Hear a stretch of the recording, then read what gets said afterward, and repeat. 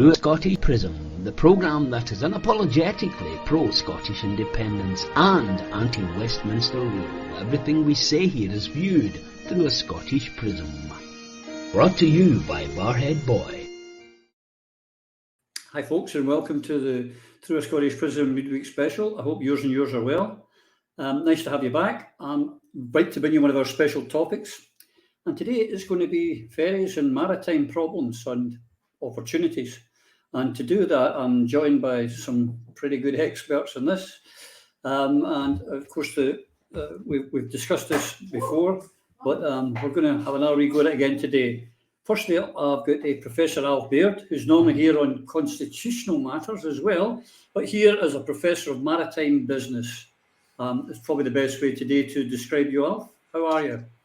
Morning, Roddy. I'm fine. Thank you. Things okay up in Orkney? Yeah, pretty good. Ferries are running back to normal, and the season's busy. Lots of people, lots of cruise ships. Well, that's a ticket. Well, that's changed days from having the fleet in there in Scapa Flow, isn't it? We're also joined by a friend of the show, Stuart Ballantyne, who, of course, is a naval architect, a vessel designer, an operator. He can do children's parties. He can do very much anything. But his main thing is famous for is catamaran ferries. Stuart, welcome back to Through a Scottish Prism. Hello, Roddy. Thank you for being back. Thanks for inviting me back. Nobody ever invites me a second time. Well, that's the same with me. That's why I took pity on you and thought I would invite you back. No, it was a pleasure having you last time. I'm sure it'll be a pleasure having you this time. And we're also joined today on the midweek show by Lloyd Quinan of SNP fame and weather fame and documentary fame and goodness knows what other fame. Well, Lloyd, how are you, my friend? I'm very well, Roddy, very well. Really looking forward to this. Really looking forward to it. Well, yeah, I am myself. It's great to have you here, such experts. If I could start, Stuart, with just a slight reprise from our first time we chatted. Now, you're a Glasgow-born man. You've gone out to Australia and you became a vessel designer. You developed the catamaran idea for ferries. And like a good Scot, you come back to the old country to see if you could help us out over a problem. Have I got it right so far? You've got it right. Yes, exactly. But I had sold to many other countries, but of course in Scotland it was like I thought, well, they really needed it more than other countries. But I'll go back. But they didn't want to know about it because the bureaucracy had morphed itself around orphan designs and things like that, to keep lots of bureaucrats busy. But you, in effect, offered your services free of charge to help them out of their difficulties. Yes, that's right. So, and they treated you rather abundantly, almost ignoring you for doing so. Yes, it's amazing, because I go to other countries and they welcome me for increasing the safety, increasing the productivity, the viability of ferries. And with Scotland, I knew exactly what the problem was because I used to do a pilgrimage every year, visiting friends and relatives. And I would also go and knock on the door of Calmac, which I've been doing for many years. And then Alf and Roy managed to get me an invite from the newly appointed minority SNP government in 2008. Where they actually paid my airfare to come and give them some advice. So I thought, whoopee, Mabel. So I prepared a small PowerPoint presentation, met up with Alf and Roy. We looked at Nig Bay, Kishon. Could we build these things? And I went down to Holyrood with the boys, and we met up with the chief bureaucrat, a lady called Judith Ainsley, a couple of ministers, and I had prepared this PowerPoint presentation. And with all of these things, what I do with governments, and I deal with prime ministers through the South Pacific, and I always tell them the same thing. You may not like what I tell you, but I'll always tell you the truth. And from an outsider's view, I said, well, look, you actually shouldn't have gotten me all the way from Australia to here because you have every part of the jigsaw. you have skilled labor, you've got hydroelectricity, you've got the biggest ferry customer in Europe. Hello, you don't need me to tell you that you've got every part of the jigsaw, but what you do need to do is not focus on orphan designs. You have to focus on repeat designs. So whether you're building airplanes, locomotives, buses, or ships, it has to be a production line, or else you're just wasting your time and you will send shipbuilders broke, which of course has been the classic case of Ferguson's. Mm-hmm. Of course, in this, Alf, as Stuart's alluded to, Ferguson's, I don't know if this was at the time, they'd just gone belly up because of the designs and the expensive designs had all gone wrong, and that's what went into government ownership. Yeah, but as Stuart says, every CalMac Seamal ship tends to put a shipyard into serious trouble because they're prototypes. They're also very expensive to build and unpredictable to finish, as we can see. So it's not the first time Ferguson's has gone into administration with a Seamal CalMac order. It's probably the fifth or sixth time, because it went into administration with the three heavy hybrids before Jim McCall took it over. So this is a recurring theme.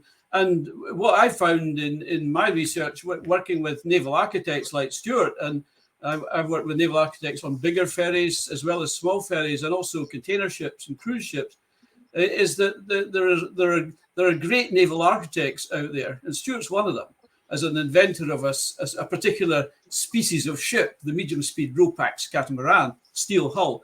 And he is the inventor of that, and the developer and designer and builder and operator of it. So he knows that from start to finish. So there's great naval architects out there, but there's also a lot of naval architects who are not so great. And these are the ones that Seamal and CalMac tend to appoint. So at the moment, I think they're on their umpteenth naval architect, who's not really a specialist in anything in particular. They're more generalist naval architects that, like architects in a sense, that will draw houses. They will draw different houses.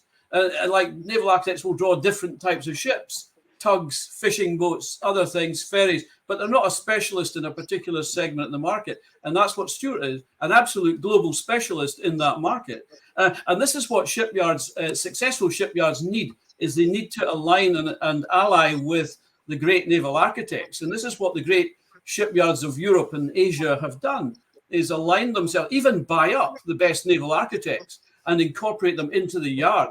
And this is where we should have done, and that was offered to successive ministers, as Stuart said. Stuart Stevenson was offered that, and every transport minister since then, Stuart has made that offer to build catamarans under license on the Clyde that would have been pumped out 2 or 3, 4 a year, no problem, under his supervision. And he is the turnaround director that Ferguson should have had.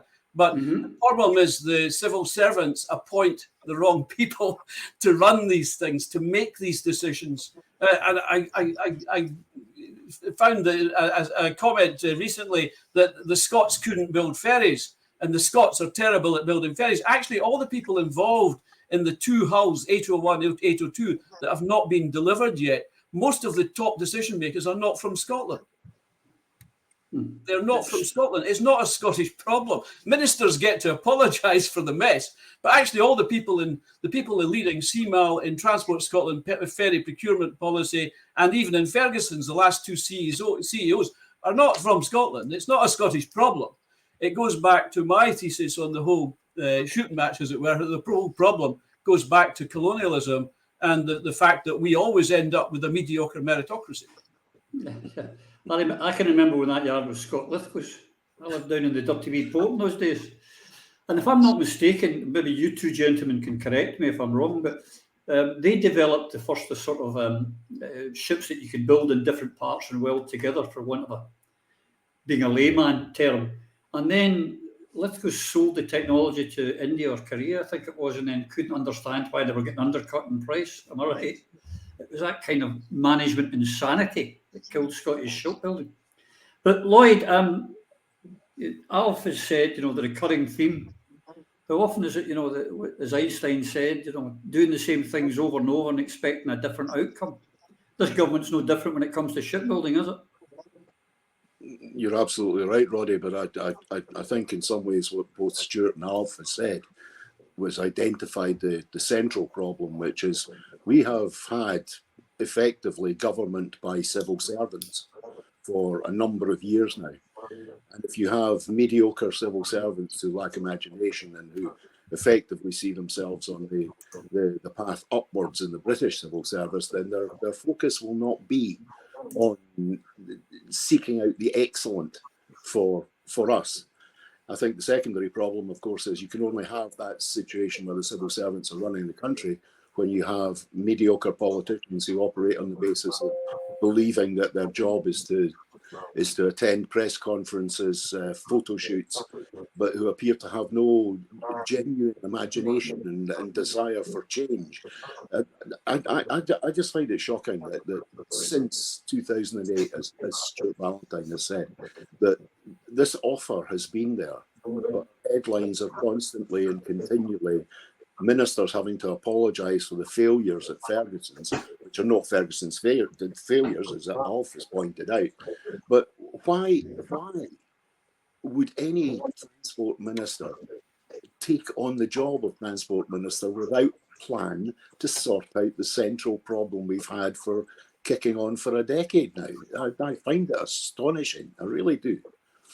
Yeah, it is. Stuart, isn't one of the things, I don't know if it was, I remember you saying to me, but I don't know if it was a cabinet minister or someone in the Cayman who were worried that your design would suffer from Scottish rough seas. Was that not one of the original objections?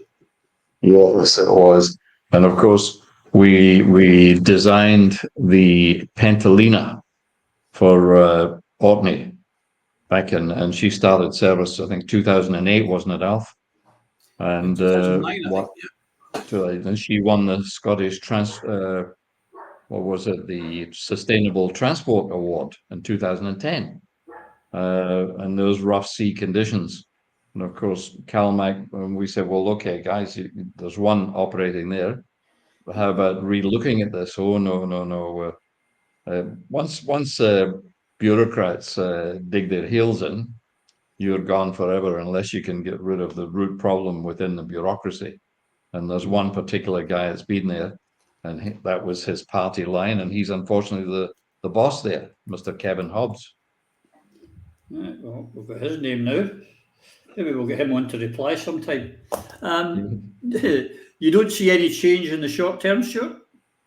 No, I mean, what we, Alf, myself, Dracos, Vasilos from Strathclyde University, and Donald Patterson did a seminar last May in Scotland at Strathclyde, and we invited CMAL, we invited the Transport Minister, we invited the Chief Minister. Of course, nobody came along from that side, but we had about 80 or 90 people from industry, and in fact, we had one, the boss of CalMac came along, Robbie Drummond, some other marine people. And what we showed is that, okay, we've been on a 30-year journey of this, and we bought an old ferry company here, and we started building some fairly out-of-the-box designs 30 years ago, and we proved that these high tensile steel hulls with aluminium superstructures had a higher payload, better speed, to the tune of about 60 to 70% more than the monohulls, and of course much safer and everything else, and some of the other developments that we were doing together with Strathclyde to make them unsinkable. So, and we presented that, and for anyone in the audience, I mean, they went, wow, this is really terrific. Why are we not doing this? But of course, we didn't have any decision makers there. Yeah. That noise in the background, I told my wife to make sure it didn't happen. I've got a renovation going on downstairs, and I said, tell them to be quiet for just 1 hour. But obviously, they couldn't resist. I think you all heard that. Just in case anyone thought it was me passing wind, it was a drill. Okay. And it's made me lose my... Alf, I kind of lost my drift a wee bit there. Is there any way that these ferries sitting on the stocks at Port Glasgow can be saved? Well, 4 years ago, I think it was, Stuart and I put together a proposal that would have enabled these two vessels, or at least one of them, to be finished off, but with a different end game in mind. That's less accommodation, less superstructure, less luxury cabins for the crew for a short voyage that aren't really that necessary, and less passenger capacity, because they were built for 1,000 passengers, which on the UG triangle, I think the maximum capacity requirement is 300. So I don't know why you would build a ship that can carry 1,000 people when it only ever needs to carry 300. And usually the car ratio to passengers is 3 or 4 to 1, and that's Stuart's model as well globally. So these were configured really badly. It just goes back to the fact that CMAL CalMac specifications for new ferries are always cobbled together in a very poor format, with little understanding of the wider industry norms and trends, if you like, and what's possible. So they end up building and designing a prototype that usually has extremely high displacement, double or more the displacement than Stuart's vessels, and that increases the power requirement, increases the cost, increases the time of build, increases not the complexity, but the uncertainty about these things, because they're not proven designs. They're every CalMac ship coming out of their heads, if you like, or CMAL is a different design. Whereas Stuart's designs are proven, tank tested over 30 years. Proven in 47 countries. You know, these kind of skills you are extremely important. And so that learning, Stuart has the global learning about what a design can do and what the optimal designs are that he's been able to develop. Whereas what comes out of CalMac CMAL combination that Transport Scotland then fund is just a nonsense. And that's why the yards always have problems with these boats. They're not proven designs. They're prototypes. They always have cost overruns. They always have delays to delivery, and they take twice as long to build often than the catamaran Stuart's building in Asia. So the real there's a real. I just think the whole thing is amateur. It's like a bunch of amateurs. My background coming from shipping originally, I was a shipping clerk at 16. In Leith docks, and you learn the fundamentals of shipping then about ensuring you've got a cargo before the ship leaves the quay and things like that. Just some basics about shipping economics, but you also learn about ship technology and what works and what doesn't work, and what to charter and what not to charter.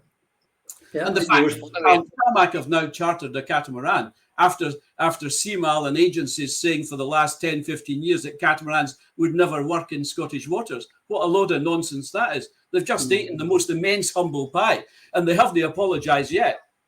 Yeah, and yet we've got frigates that won't work in warm water out in the Persian Gulf. There you go. One of the interesting things, Roddy, one of the interesting things is when you go through, I read recently the history of Quinan.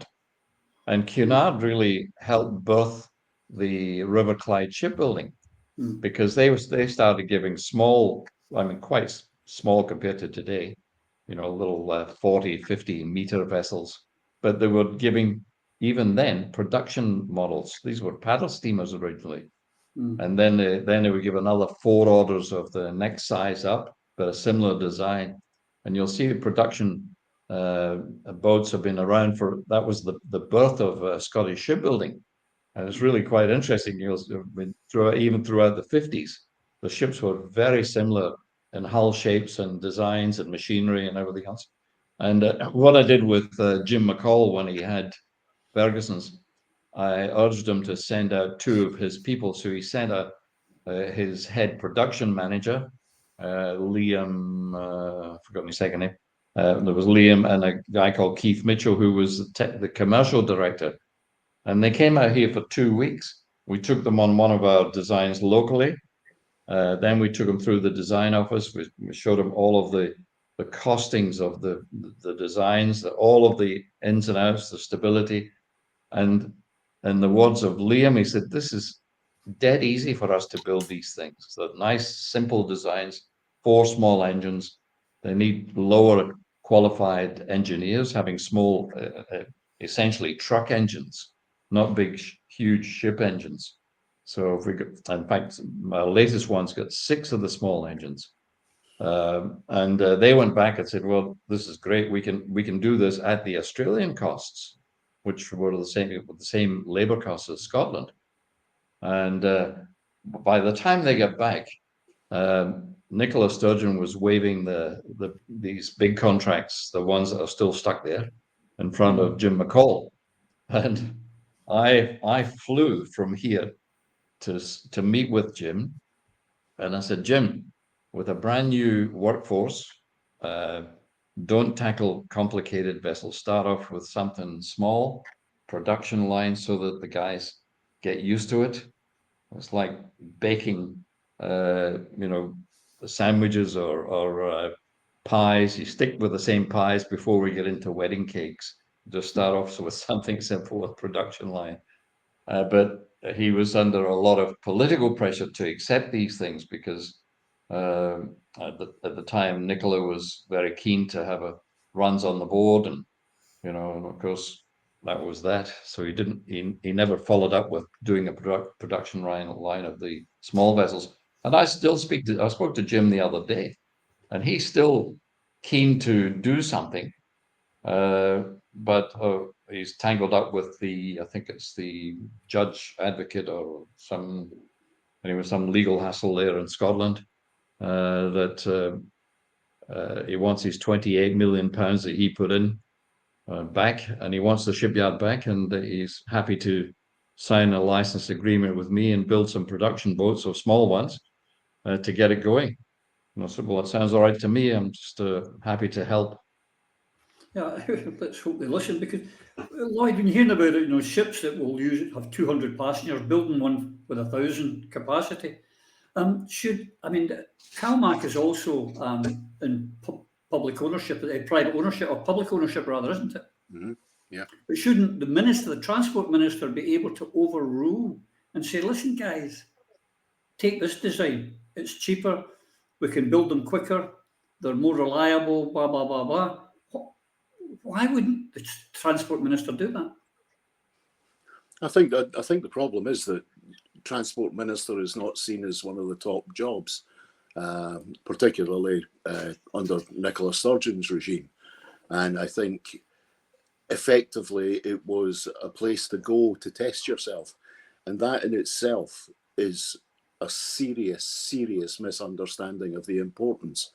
And I think, generally speaking, when you have government ministers who are all from the mainland, who are primarily from the Central Belt, their understanding of the needs of the people of the islands are deeply limited. But I think what's really exemplified perfectly by Alf and Stuart is there is expertise, great skills, entrepreneurship by Scots across the world, which the minister should tap into.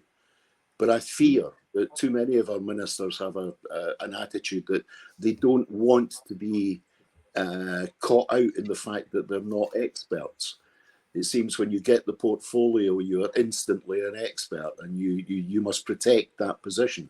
Whereas in sensible countries, what happens is if you become a transport minister and you don't really know much about it, then you gather the expertise, like the two gentlemen that are here with us today, Roddy. You gather that expertise and you allow that to inform your decisions. Whereas there appears to be and I think it's a product of the civil servants more than just the incompetence of the ministers. There's a bunker mentality of we are right, we have the expertise, we have the ability, and as a result of that attitude, we have the disaster that are the two hulls sitting at Port Glasgow. Do we have a new transport minister yet? Because Kevin resigned last week, didn't he? I'm not aware that we have, but I mean that in itself. And it's an extraordinary thing.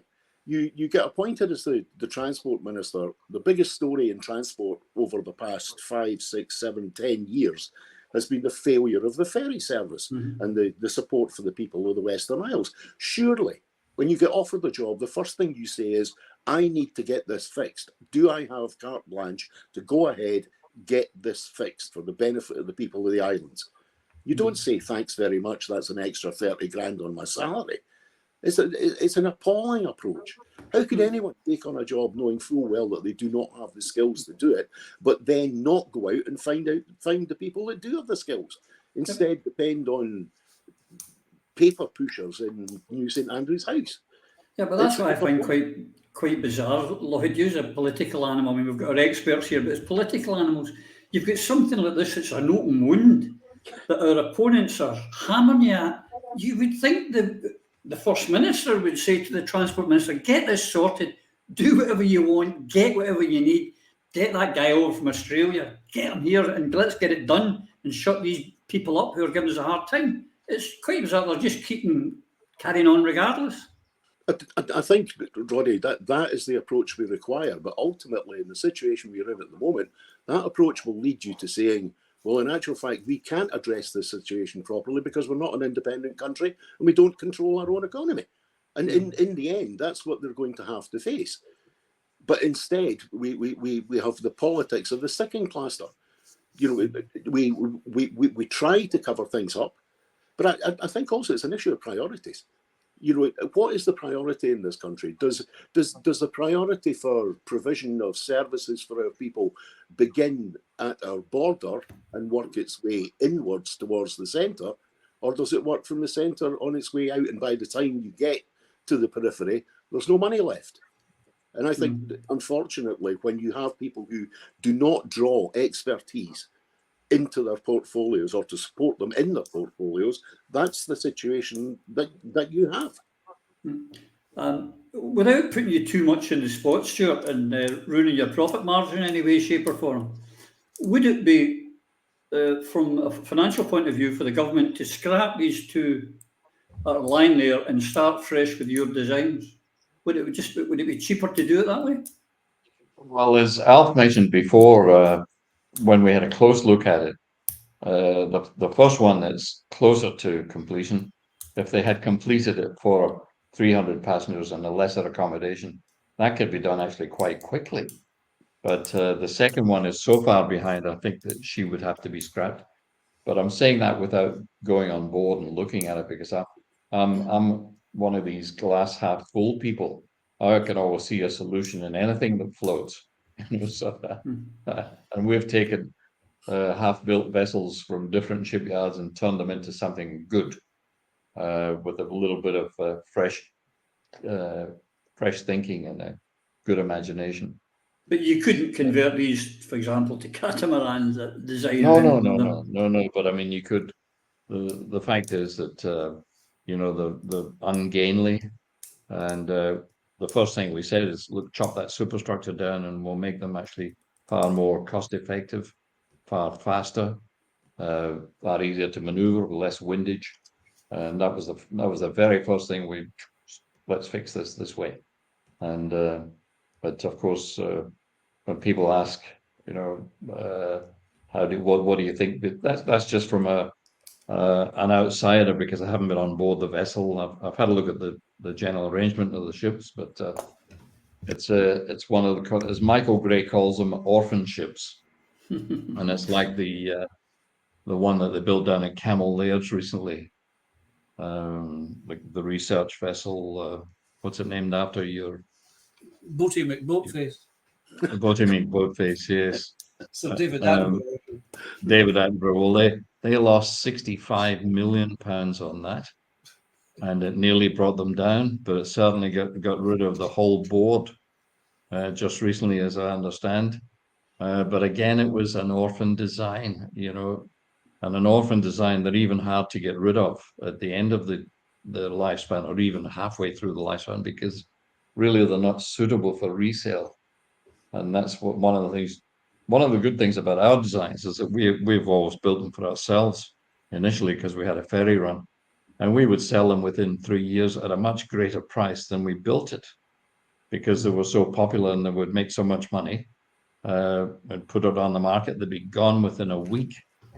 So we know how effective they are, and what I sent to Kate Forbes when she was the finance minister, we sent her a forensic scrutiny of the capital and operating costs of the existing CalMac fleet and the proposed CalMac fleet against what we proposed.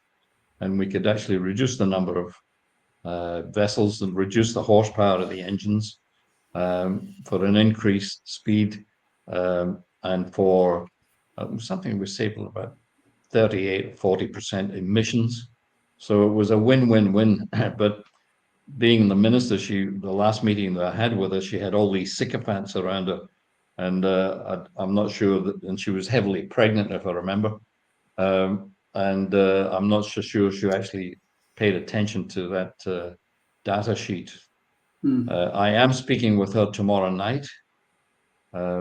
She's been tic-tacking with me in the background, and I think that, well, we were the Scottish expats in this part of the world were hoping that she'd become the leader, and we thought she was the best. But of course, you're having the same problem that we're having, is that the media like to pick on Christians, whereas they will never pick on Muslims, because the Muslims have got a little bit of mongrel in them. They'll kill you for drawing a cartoon. So. Whereas I think some negative press didn't do her any good, and she lost out on the top job. But I don't know how you guys think about that. But well, I have very strong feelings on the SNP and its leadership. Probably best not for this show, but personally, I thought actually Ash Regan was the best of the ones that were there. But that was from purely an independence point of view. Kate's a lovely person. I'm glad she's taken an interest, but I'm just a wee bit upset that she's doing it when she's now got no authority or power to do anything with it. Just imagine it's the new world in night called to take over the ferries. And I was to say to you, right, Stuart, I'm willing to buy one. How quick from me saying, here's the order, all that stuff done, could you have it to have one in the water? Probably within 12 months. Because Wow. what we've got all of the approved designs by Lloyd's. We have all of the cutting tapes that we could just go to your closest steel mill and just get the vessel pre-cut as in a Lego, and just get a fabrication team to start putting it up during the day. At nighttime, we do the fabrication team puts a stitch weld. At nighttime, they do the full welding and then the priming. Next day, more fabrication. We could even in the yard here in Australia that I used to have, we could put out one of these vessels in 24 weeks. So that's how easy they are. Yeah, once you've got the expertise, you've done a few. Oh, but once you've done a few, everybody in the yard knows what they've got to do and which pipe goes where. And as Alf will tell you, that what we did in the Strathclyde seminar, we explained to them that we've been working with Strathclyde and another company in developing this class-approved foam, which we would put in all the voids of any vessel to eliminate all the bilge piping and things like that. We also been working on a float-on, float-off azimuth, which is an azipod under the side. Like most of the cruise ships these days have azipods, electric azipods with the motor in the hub. But we've developed one that actually floats into the side of the ship and becomes part of the structure. And we highlighted that at last year's seminar. And we're actually tank testing it next week in Tasmania at the Maritime College down there. Now, what that does for a shipyard, it saves them doing all of the engine bed girders and the stern tubes, which is a complicated part of the ship. And it's always heavy engineering and great shaft lines, and it's a slow process doing that. We've eliminated all of that. That we have, you can have either 2, 4, or 6 of these modules. And for people that, for instance, running out of Samoa in the middle of the Pacific, if they damage a propeller or a rudder of a vessel, they have to go for about 1,200 miles to Fiji to get on the slip, if they can get on it.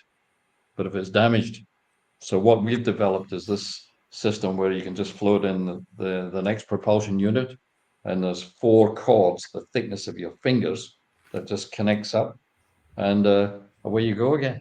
So this is good technology that we're dealing with, and developed partly with Strathclyde, partly in my office, but Scottish development. And we said, Of well, course.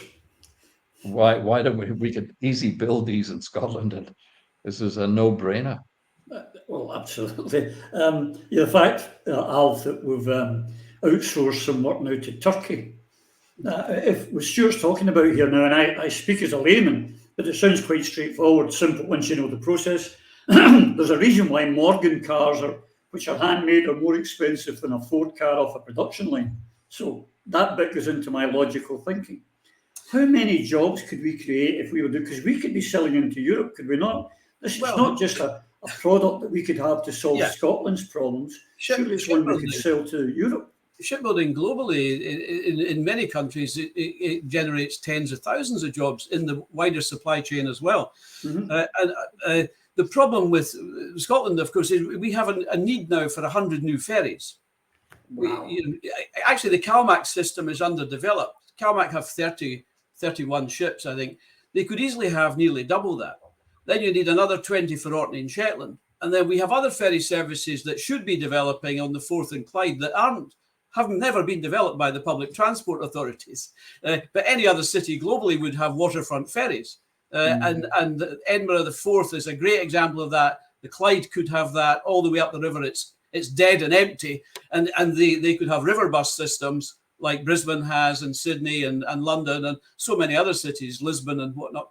So there's many opportunities. But the problem we have, I think it goes back to, well, there is a restrictive tender process at the moment. The Scottish Government agencies only specify monohull dimensions. They don't allow catamarans to come into the bidding process. And this is what we've tried to get before, but they've refused to do that just to justify their own ongoing procurement decisions as being the best option. And it is a bit like Lloyd said, it's a bunker mentality, but it's also a bit British exceptionalism here. We suffer from this because globally, Stuart and I know that we are, crap, as it were, in terms of what we're doing. But they think that they're exceptional. They actually think they are exceptional. The people that deal with the procurement here, and it's a nonsense. The problem in the colonial society, of course, is the native is never valued. The native's ideas are never valued. And I'll tell you another story. I used to teach on the Strathclyde naval architecture course, maritime economics, because they didn't have a strength there at the time. And I was amazed 15 years ago, all these students from Norway and Turkey and Korea, and hardly any Scottish students. We weren't teaching Scottish naval architects. That whole course was run by, and it was also run by mostly academics from outside Scotland, including Turkish academics who now lead the department. So we don't train our own people. We don't give them the opportunities. We've been busy in the last 20, 30, 40 years, even 50 years, educating the world, and the world's doing the business, as it were. But we don't teach our own people. And this is where, and we don't provide them the opportunities. As Stuart found, he had to go to Asia to develop his ideas, his business, and to seek the opportunities that provided. In Scotland, we prevent that through this kind of culture of British exceptionalism that is holding us back. And it's holding back development because we do have a need for 100 ferries. And the catamaran's a classic example as well. It's not just cheaper to build and faster to build, it's also half the cost to operate. So then you're talking about a ship with a lifetime of 25, 30 years. So if you're building ships with half the cost to operate, you can have an opportunity to really reduce the subsidies or use the subsidies in a much more better way. So we've got a massive opportunity here. It could be done, but it's being blocked by institutions. Yeah. The institutions of the state are blocking this development, and it's a cultural block that we suffer from. And I guess I agree with you, Roddy. I think independence is probably the ultimate requirement here to liberate the people to do their own thing as they want to do, because we are being held back. And that's the colonial reality. A colonial people will always be held back. They want to develop, but they're held back. Yeah, I suppose if England had lots of islands, it would be different. But there you go. Lloyd, one of the life lessons I gave to my children was simply this, that life is simple. It's people that make it complicated. And it's the same in everything. And this seems to me a classic case of, because Stuart and Alf are saying is simplicity. I mean, make a complex situation simple, gentlemen, not anything else. And yet, it seems CalMac and civil servants want to make it so complex. It's just not true. It's the same as we have in our government and other departments as well. It's the perpetuation of the structure, the perpetuation of the bureaucracy is the end in itself. I mean, in some ways, devolution has really kind of put that into a focus. The whole idea of if you create a bureaucracy, then the first function of that bureaucracy is to maintain itself. And that requires that you build walls that keep expertise out, because you claim you have all the expertise within. And in the end, that was going to happen until someone comes along and breaks it. But that's the job of elected politicians. That's the job of ministers. Your job is to go into your department, see what's wrong. And let's face it, as far as the ferries are concerned, if you'd been alive in Scotland the past 15 years, you couldn't avoid knowing that there is an issue and a problem. So you go in and you say, right, what is the problem? Unfortunately, our ministers seem to believe the people who are protecting their very own jobs, that what they're being told by them is the truth of the circumstances. And everyone should know, from any bureaucratic structure, any management structure, you have to bring someone from the outside to look at it. The first person is obviously the minister. The next person should be the experts the minister brings on board. There seems an extraordinary thing in Scotland whereby no one wants to hold their hand up in terms of our government. We're talking about the people. No one wants to hold their hand up and say, actually, I don't know about that, so I'm going to get somebody to come in and help me learn about it. That seems to be the first principle of being a minister in the Scottish government, is never, ever, ever admit that you don't know something. Not necessarily that you're wrong, but that you don't have the necessary expertise. That is a recipe for utter and complete disaster, as we're seeing. Yeah, I agree with you, Lloyd. Roddy, did you get that little video that I did a little handheld video with my driver heading back to Glasgow Airport last May? Oh, and, yeah, I got it. Yeah. Where I was saying, listen, here, this used to be full of shipyards 50 years ago. Now there's only one. But what they failed to do was to put a shipyard undercover. That's what they failed to do. And even till today, they can't even build the BAE ones undercover. So they will, I believe, in the new shed, but the existing one where they built the HMS Glasgow, they had to finish that off outside. But I mean, that was pretty simple. That when my dad pulled us out in the early 60s, pulled the family out of, he was the foreman shipwright at Denny's in Dumbarton. And he says, we got to get out of here because these people are not reinvesting in the shipyards. And in Asia, they're building the ships undercover. Would you believe that?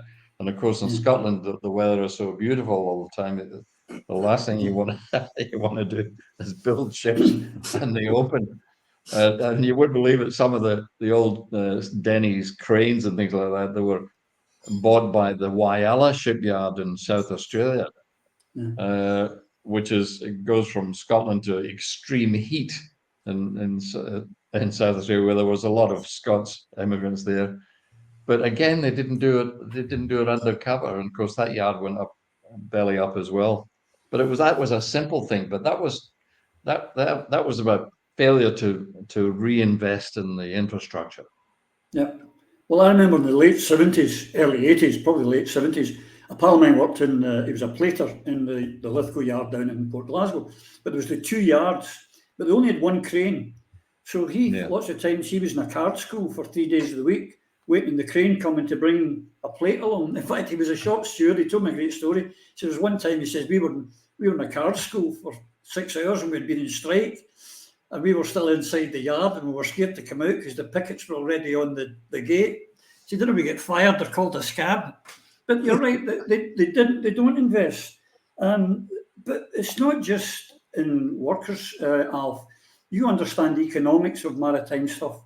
It's I remember as a child, because my gran lived in Rothsay in the Isle of Bute, and I remember when they used to be queuing up the ferries to come in, and they'd be toppling over to the side when people were trying to get off. I remember it well, but it's the economics that a good ferry service would bring to the islands. It's not just the jobs in the yards. It's not just the what's going to happen in Port Glasgow. The whole community in the West Scotland, the West Coast Islands and the Northern Isles would benefit financially from great ferry services, would they not?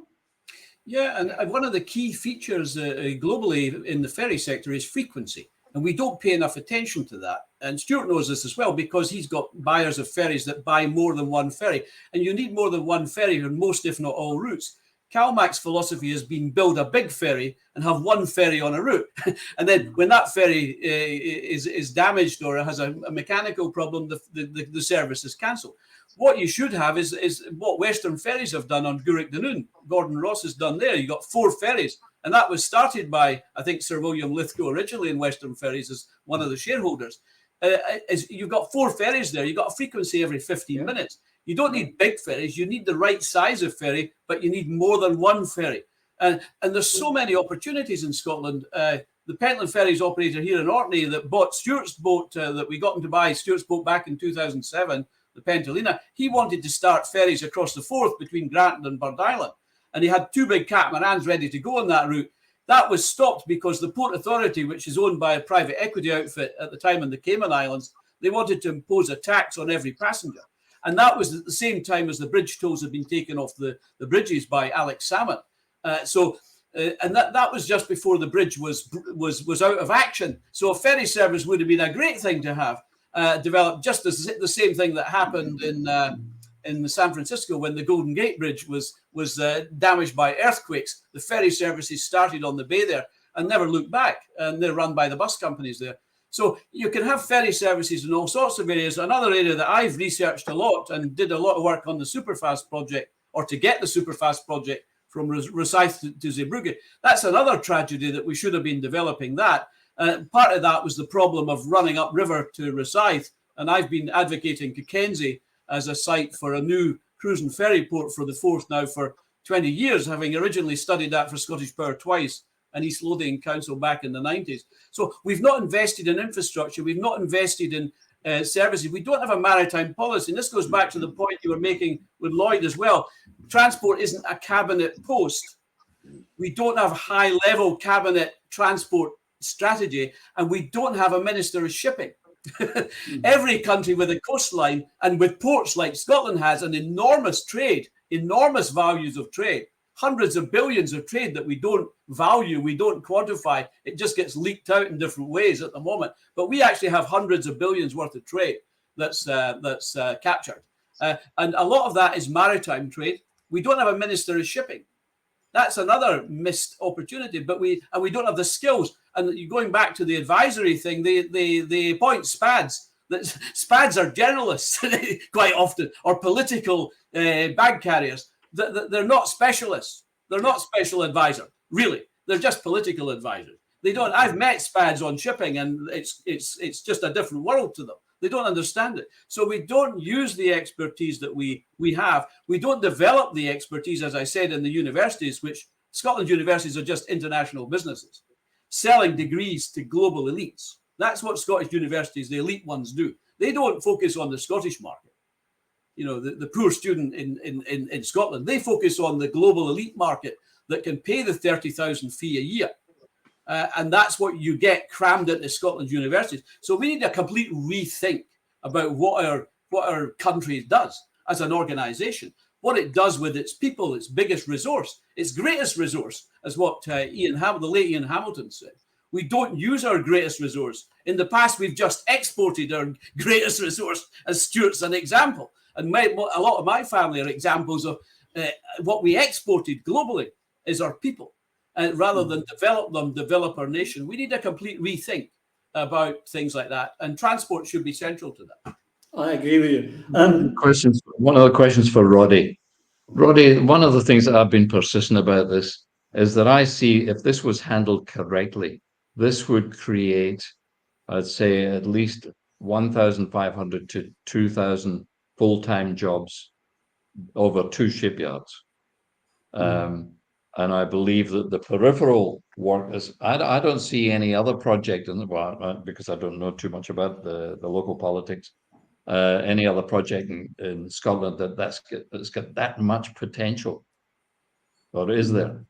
Well, I would say the direct ferry service to the continent, if we did that properly, as Brittany Ferries is a state-owned, run by the regions of France, you could have a well-run CalMac could charter 2 Stena E-Flexers and employ 2,000 people on these ships, as crews. CalMac, the RMT are missing a great opportunity here in shipping, and also running better ferries up to the Northern Isles.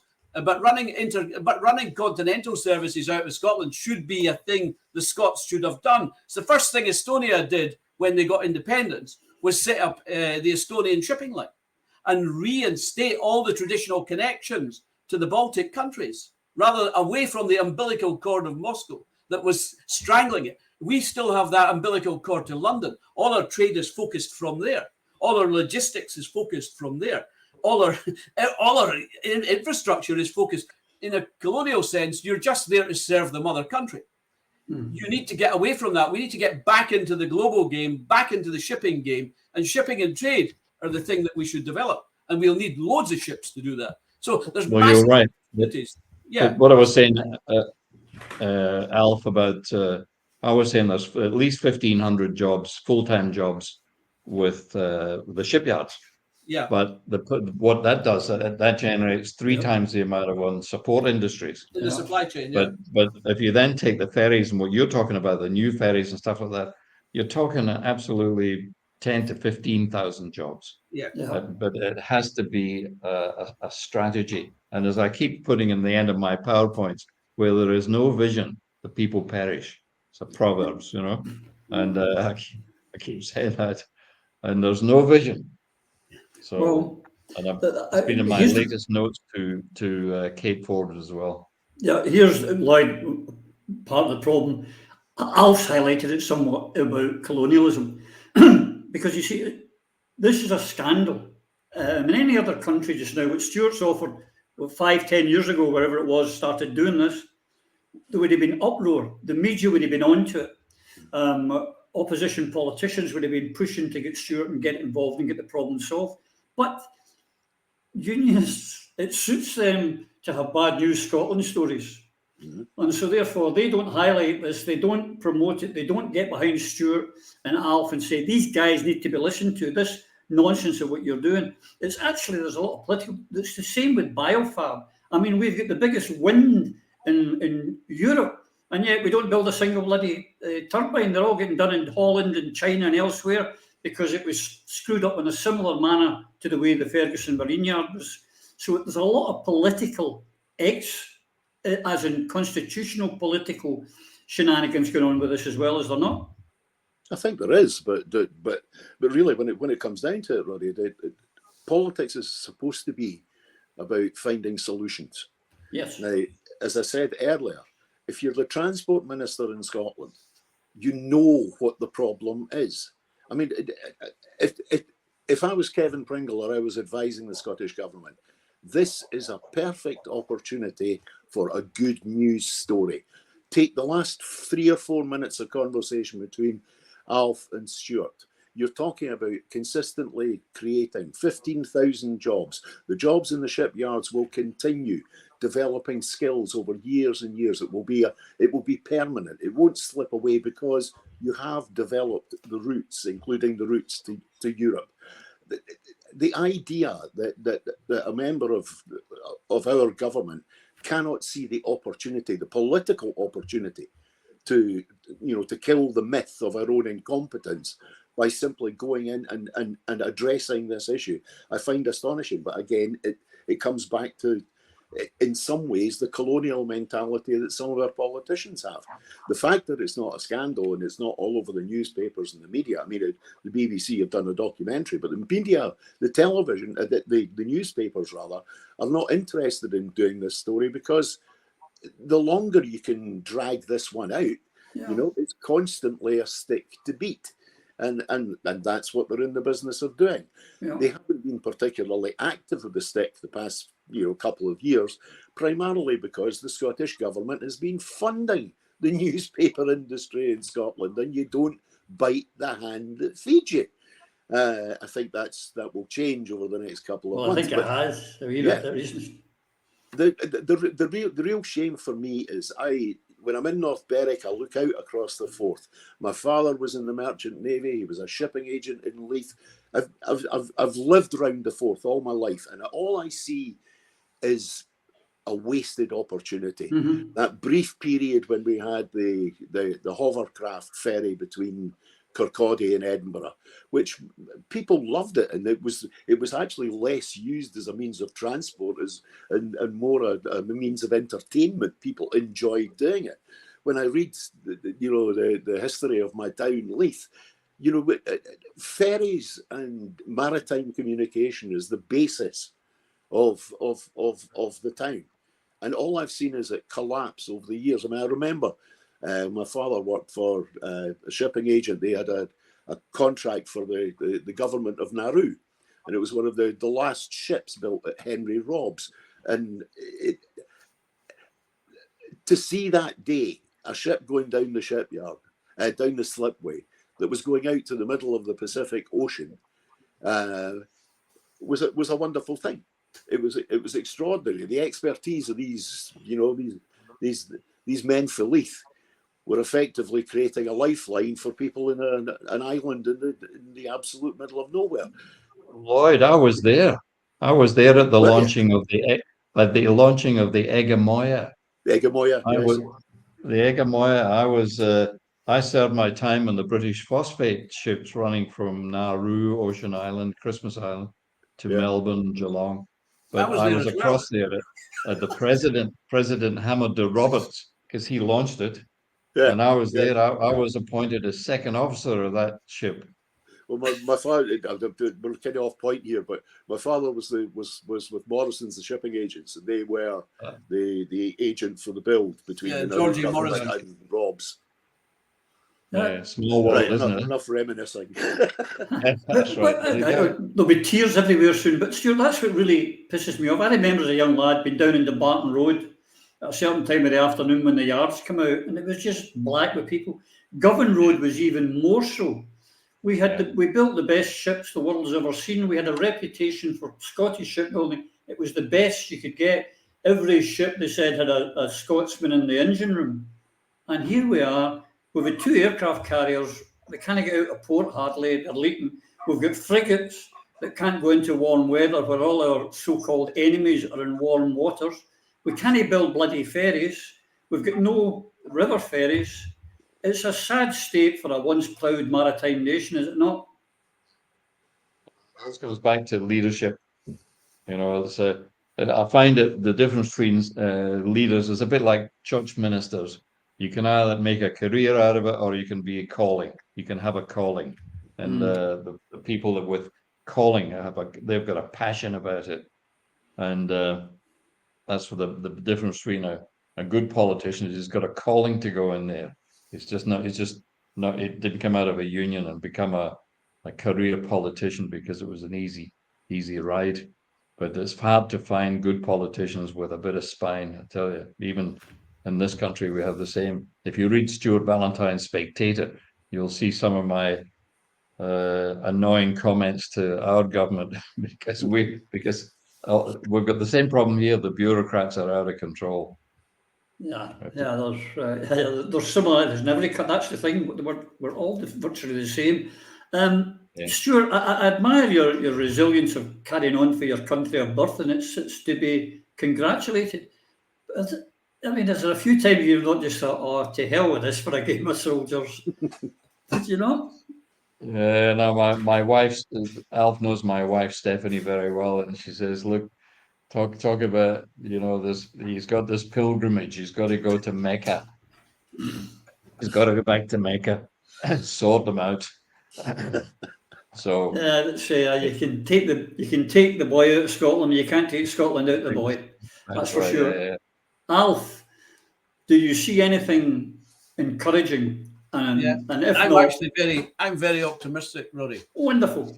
And I don't think it's misplaced. I think the winds are changing now, and I think Brexit was a big issue. It showed Scotland has no power to do anything. It's out of the game internationally. It has no decisions on war and peace or any other thing. And one of the interesting areas that I've been researching recently is the fact that out of all the conflicts Britain has dragged Scotland into, I think it's 80 in 47 countries since the end of World War II.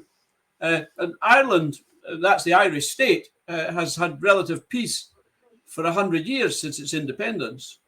The only part of Ireland that's not been at peace is the one that's ruled by Britain. So there's a lot of potential, I think. I think the Scots are discovering themselves. They have to rediscover themselves. They've lost track of what they were about, what they are. But I think I'm hopeful that things will transpire. Bear in mind also that these kind of ferry disasters have befallen governments in Italy and in Spain to some extent, and also British Columbia, where the governments have fallen or mostly fallen for problems to do with ferries as well. So, and in the case of Italy, the state-owned ferry company Tirrenia ended up with all its obsolete fleet stuck in Civitavecchia and the islands left with no services. And that's basically what's happening to Scotland. And I warned ministers about that and said, well, the civil servants about that in the expert ferry group with Roy Peterson, which we were part of for several years. And we were trying to get them to test catamarans, to take Stuart's catamarans, to at least demonstrate them, to prove their capability and their low cost. They refused point blank to change. They refused point blank to take the advice. This has all been available for them to do, but they, as I say, it's a kind of British exceptionalism, which is a cultural barrier. And I think that's what we have to overcome. You have to overcome that. And the only way to do that is through, I think, national independence and then renewal after that, self-recovery. Well, you certainly get no argument from me on that one. Because I've been, just to finish off, the time has beaten us, gentlemen, but if you think about it, we need to get a healthy shipbuilding for all sorts of reasons, not just for the ferries and for the islanders and for the economics, but we're going to need, on independence, which I believe will happen, we're going to need fishing protection vessels, we need vessels to protect our oil rigs, so we'll need a really healthy shipbuilding industry. So Stuart is with his designs is the answer. Stuart, if when you're in, you hear it next time, you get told, well, you and Jim McCall can buy the yard. I hope they do, and I hope they put you in place, and I'll come down for the first launch of your first catamaran. Okay, we'll see you there. I take it there are drinks on offer at a launch. Am I right now? Oh yes. Oh yeah, well, I'll definitely be there then. We'll be there. Gentlemen, okay. Thank you very much for your time, your knowledge and your input. It certainly helps. And to the viewers, I hope you've enjoyed this as much as we have bringing it to you. And until we see you again, all of you and yours, please take care. Through a Scottish Prism, the programme that is unapologetically pro-Scottish independence and anti-Westminster rule. Everything we say here is viewed through a Scottish prism. Brought to you by Barhead Boy.